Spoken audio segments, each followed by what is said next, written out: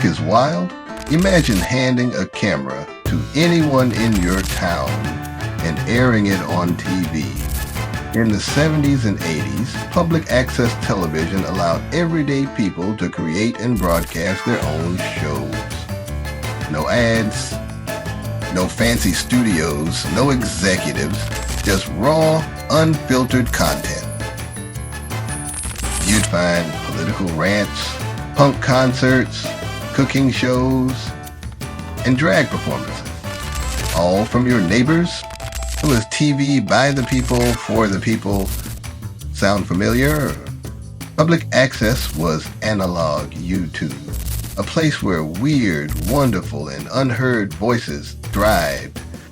Today's social media, it's the same energy, just with Wi-Fi, algorithms, and millions more creators.